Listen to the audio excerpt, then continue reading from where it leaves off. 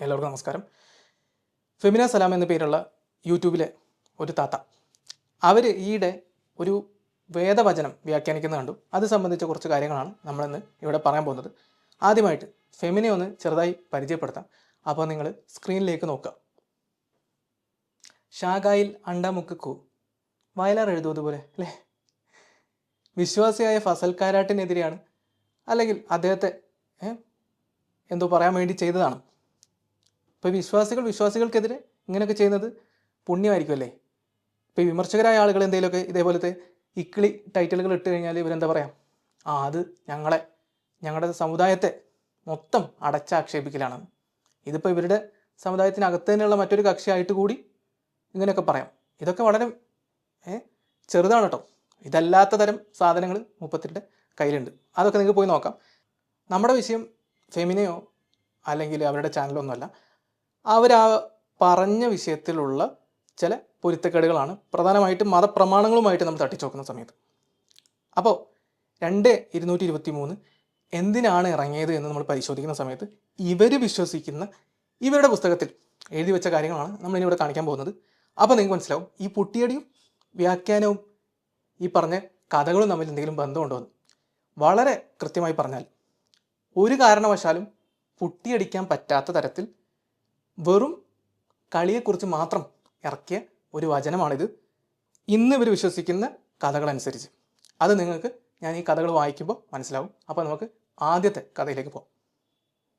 ഭാര്യയുമായി പുറകിലൂടെ ബന്ധത്തിൽ ഏർപ്പെട്ടാൽ കോങ്കണ്ണുള്ള കുട്ടി ജനിക്കുമെന്ന് യഹൂദന്മാർ പറയാറുണ്ടായിരുന്നു. അപ്പോഴാണ് ഈ വചനം അവതരിച്ചത്. നിങ്ങളുടെ ഭാര്യമാർ നിങ്ങൾക്ക് കൃഷിഭൂമി പോലെയാണ്. അതിനാൽ നിങ്ങൾക്ക് ഇഷ്ടമുള്ളപ്പോഴോ ഇഷ്ടമുള്ള രീതിയിലോ ആ കൃഷിഭൂമിയിലേക്ക് ചെല്ലുക. 2:223. വാഹിദി അടക്കമുള്ള വ്യാഖ്യാതാക്കൾ അവതരണ പശ്ചാത്തലം എന്ന നിലയ്ക്ക് കൊടുത്തിട്ടുള്ള ഭാഗങ്ങൾ ആണ് നിങ്ങളിവിടെ കാണാൻ പോകുന്നത്. അതിൽ ഉദ്ധരിക്കുന്ന കഥകളാണ്. അതിൽ ആദ്യത്തെ ഭാഗം നിങ്ങൾ ശ്രദ്ധിച്ചിട്ടുണ്ടെങ്കിൽ മനസ്സിലാവും. ജൂതർ അവരെക്കുറിച്ച് ഇവർ പറഞ്ഞതാണ്. എന്തായാലും അവർ ഈ മദീനയിൽ ഉണ്ടായിരുന്ന സമയത്ത് അവിടുത്തെ ആളുകളോട് പറഞ്ഞിരുന്ന ഒരു കാര്യമാണ്, ഈ പെണ്ണിൻ്റെ പിന്നാമ്പുറത്തൂടെ കയറി കഴിഞ്ഞാൽ ജനിക്കുന്ന കുട്ടിക്ക് കോങ്കണ്ണുണ്ടാവും. അപ്പോൾ ആ ഒരു അന്ധവിശ്വാസം ഒഴിവാക്കാൻ വേണ്ടിയിട്ടാണ് അത്രേ നമ്മുടെ മുത്തുനബി ഇതിറക്കിയത്, അല്ലെങ്കിൽ ദൈവം ഇറക്കിയത്. ഇനി അടുത്ത കഥയിലേക്ക് പോകാം. ഉമ്മർ ദൈവത്തിൻ്റെ ദൂതൻ്റെ അടുക്കൽ വന്ന് പറഞ്ഞു, ദൈവത്തിൻ്റെ ദൂതരെ, ഞാൻ നശിച്ചിരിക്കുന്നു. അവിടുന്ന് ചോദിച്ചു, എന്തുകൊണ്ടാണ് താങ്കൾ നശിച്ചതെന്ന് പറയുന്നത്? അദ്ദേഹം പറഞ്ഞു, രാത്രിയിൽ ഞാൻ എൻ്റെ വാഹനത്തെ തിരിച്ചു വച്ചു. ബ്രാക്കറ്റിൽ അതായത് ഭാര്യയുമായി പുറകിലൂടെ ബന്ധത്തിൽ ഏർപ്പെട്ടു എന്നർത്ഥം. അപ്പോൾ ദൈവത്തിൻ്റെ ദൂതൻ അതിന് മറുപടിയായി ഒന്നും പറഞ്ഞില്ല. പിന്നീട് ദൈവം തൻ്റെ ദൂതന് ഈ സൂക്തം അവതരിപ്പിച്ചു. അതായത് 2-ാമത്തെ അധ്യായത്തിലെ 223 വചനം.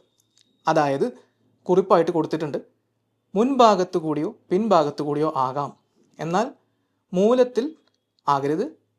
അതിൻ്റെ കൂടെ ആർത്തവ സമയത്തും ഒഴിവാക്കണം. ഒരു ദിവസം നമ്മുടെ മഹാനായ ഉമ്മർ മുത്തിൻ്റെ അടുത്ത് വന്നു. എന്നിട്ട് പറഞ്ഞു, അയ്യോ ചതിച്ചാശാനെ. അപ്പോൾ മുത്ത് ചോദിച്ചു, എന്താടാ പറ്റിയേ? അപ്പോൾ ഉമ്മർ പറഞ്ഞു, അതായത് ഞാൻ എൻ്റെ ഭാര്യയെ കമഴ്ത്തി കടത്തി. ഇവിടെ വാഹനം തിരിച്ചു വെച്ചു എന്നൊരു പ്രയോഗമാണ്, എന്തായാലും പോട്ടെ. ഉദ്ദേശിച്ചത് പിന്നാമ്പുറത്തൂടെ ബന്ധപ്പെട്ടു എന്നാണ്. അപ്പോൾ മുത്ത് അപ്പോഴൊന്നും മറുപടി പറഞ്ഞില്ല എന്ന് എഴുതി വെച്ചിട്ടുണ്ട്. അഥവാ ആലോചിക്കാൻ സമയമാണല്ലോ, ആലോചിച്ച ശേഷം ആണത്ര ഈ വചനം ഇറങ്ങിയത്. അതാണ് അടുത്ത കോമഡി. എന്നിട്ട് ഇവിടെ അടിക്കുറപ്പായിട്ട് പറയുന്നുണ്ട്, നിങ്ങൾ അങ്ങനെ എങ്ങനെയും ബന്ധപ്പെടാം, മുൻഭാഗത്തൂടെയോ പിൻഭാഗത്തൂടെയോ, പക്ഷേ മൂലംകുഴിയിൽ സഹദേവനാവരുത് എന്ന് എഴുതിയിട്ടുണ്ട്. ഒപ്പം തന്നെ ആർത്തവ സമയത്തും ഒഴിവാക്കുക. അപ്പോൾ ഇതാണ് ഇതിൻ്റെ മറ്റൊരു സാഹചര്യം. ഇത് നിങ്ങൾ ശ്രദ്ധിക്കേണ്ടത്, ഈ രണ്ട് സാഹചര്യത്തിലും ഇവിടെ ദാമ്പത്യ ജീവിതത്തിൻ്റെയോ പ്രേമബന്ധത്തിൻ്റെയോ വിവാഹബന്ധത്തിൻ്റെയോ ഒരു കാര്യമല്ല ഇവിടെ പറയുന്നത്. കളിക്കിടെ നിങ്ങൾ എടുക്കേണ്ട പൊസിഷനെ കുറിച്ചാണ് പറയുന്നത്. അത് മാത്രമാണ് പ്രമാണങ്ങളിൽ പറയുന്നത്. അപ്പോൾ അടുത്ത കഥ കേൾക്കാം. മുഹാജിറുകൾ അഥവാ മദീനയിലേക്ക് പലായനം ചെയ്തു വന്ന ആളുകൾ അവിടെ എത്തിയപ്പോൾ അവരിൽ ഒരാൾ അൻസാരികളിൽ, അതായത് മദീനയിൽ ഉണ്ടായിരുന്ന വിശ്വാസികളിൽ പെട്ട ഒരു പെണ്ണിനെ വിവാഹം കഴിച്ചു. അദ്ദേഹം അവളുമായി ബന്ധത്തിലേർപ്പെട്ടപ്പോൾ അവൾക്കത് ഇഷ്ടപ്പെട്ടില്ല. അവൾ അദ്ദേഹത്തോട് പറഞ്ഞു, ഞങ്ങൾക്കിടയിൽ പതിവായി ഒരു വശത്ത് നിന്നാണ്, അതായത് മലർന്നു കിടന്നാണ് ബന്ധപ്പെടാറുള്ളത്. അങ്ങനെ തന്നെ ചെയ്യുക, അല്ലെങ്കിൽ എന്നിൽ നിന്ന് അകന്നു നിൽക്കുക. ഈ സംഭവം പരസ്യമാവുകയും ദൈവത്തിൻ്റെ ദൂതൻ്റെ ശ്രദ്ധയിൽപ്പെടുകയും ചെയ്തു. അപ്പോൾ ദൈവം ഈ വചനം അവതരിപ്പിച്ചു. അഥവാ 2:223 വീണ്ടും. അതായത് മുൻവശത്ത് നിന്നോ പിൻവശത്ത് നിന്നോ മലർന്നു കിടന്നുകൊണ്ടോ ആകാം. എന്നാൽ ഇതുകൊണ്ട് ഉദ്ദേശിച്ചത് കുഞ്ഞ് പുറത്തു വരുന്ന മാർഗം, അതായത് സ്ത്രീയുടെ ഗുഹ്യാവയവം എന്നാകുന്നു. ഇത് കേൾക്കുമ്പോൾ നിങ്ങൾക്കൊരു സംശയം ഉണ്ടാവും, എത്ര സാഹചര്യം വേണം ഒരു വചനം ഇറങ്ങാൻ എന്നുള്ളത്. അതൊരു കോമഡിയാണ്. അതെന്തായാലും പോട്ടെ. ഈ മൂന്നാമത്തെ കഥയിൽ പറയുന്നത്, മക്കയിൽ നിന്ന് മദീനയിലേക്ക് നമ്മുടെ അണ്ണന്മാരൊക്കെ എത്തിയ സമയത്ത് മദീനയിലെ പെണ്ണുങ്ങളിൽ ചിലരെ ഇവർ വിവാഹം കഴിച്ചു. അങ്ങനെ ഒരു ദമ്പതികൾ അവർ ബന്ധത്തിൽ ഏർപ്പെട്ടുകൊണ്ടിരിക്കുന്ന സമയത്ത് ഈ മദീനയിലെ പെണ്ണായത് കാരണം അവൾക്കിത് ഇഷ്ടപ്പെട്ടില്ല. അവൾക്ക് പരിചയമുള്ളത് ഈ മലർന്ന് കിടന്നുള്ള കളിയാണ്. അപ്പോൾ അവൾ പറഞ്ഞു, നീ ഒന്നെങ്കിൽ അങ്ങനെ ചെയ്യാം, ഇല്ലെങ്കിൽ നീ മാറിപ്പോ. മക്കയിലുണ്ടായിരുന്ന ആളുകൾക്ക് ഇവരെല്ലാ രീതിയിലും ഇതൊക്കെ ചെയ്തുകൊണ്ടിരുന്നതാണ്. അപ്പോൾ അവർ അവരുടെ ഇഷ്ടത്തിലങ്ങ് ചെയ്തു. അപ്പോൾ ഇത് നാട്ടിൽ പാട്ടായി മുത്തിൻ്റെ ശ്രദ്ധയിൽ വന്നു. സ്വാഭാവികം, മുപ്പരുടെ ശ്രദ്ധയിൽ ഇതൊക്കെ വരും അല്ലേ. അപ്പോൾ അങ്ങനെ അദ്ദേഹത്തിൻ്റെ ശ്രദ്ധയിൽ ഇത് വന്ന സമയത്ത് അദ്ദേഹം ഇതിന് സംബന്ധമായിട്ട് ഇറക്കിയ മറ്റൊരു വചനമായിട്ടാണ് വീണ്ടും ഈ 2:223 കുറിച്ച് പറയുന്നത്. പിന്നീട് പറയുന്നത്, മുൻവശത്ത് കൂടിയോ പിൻവശത്ത് കൂടിയോ മലർന്നു കിടന്നുകൊണ്ടോ ഒക്കെ ആവാം.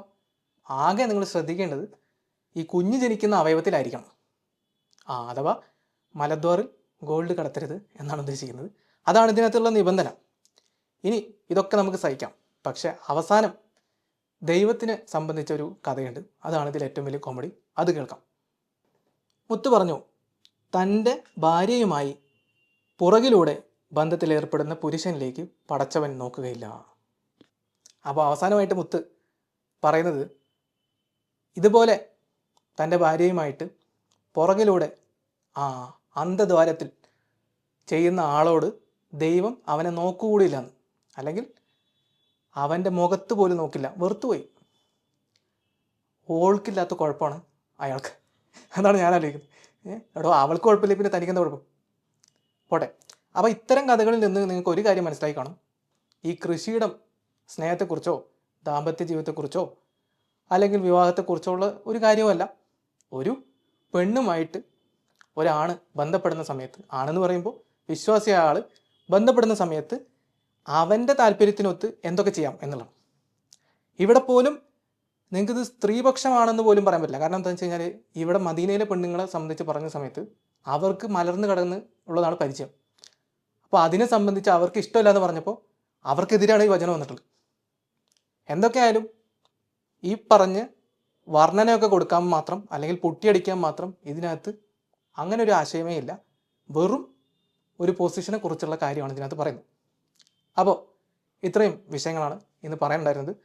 എന്തായാലും നിങ്ങൾക്ക് ആ വീഡിയോ അവരുടെ ചാനലിൽ പോയി കാണാം. അവർ പറയാനുള്ള കാര്യം ഒന്ന് കേൾക്കാമല്ലോ. ഇത്രയും നേരം എന്നെ കേട്ട എല്ലാവർക്കും നന്ദി, നമസ്കാരം.